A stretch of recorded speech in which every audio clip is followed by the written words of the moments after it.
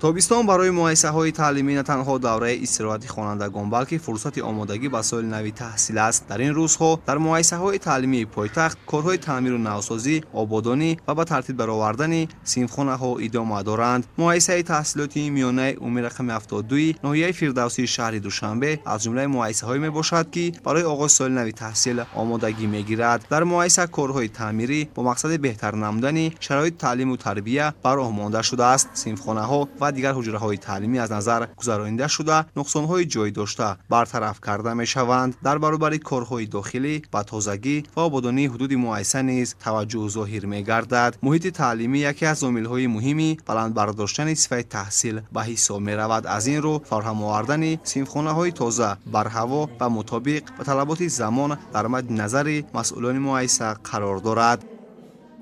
омӯзгорони муассисаи таҳсилоти миёнаи умумии мо низ бахшида ба ин ҷашни пуршукӯҳ омодагиҳо дида истоданд.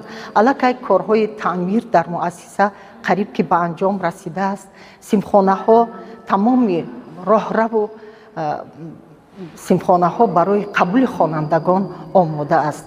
мо омӯзгорон бо як дили шоду хуррам бахшида ба ин ҷашни фархонда боз ҳам кӯшиш карда истодаем, ки барои соли таҳсили нави 2026-27 хонандагонро бо синфҳои тозаю таъмир кардашуда бо мизу курсиҳои нав қабул намоем. муассисаи мо аллакай барои қабули хонандагон омода аст.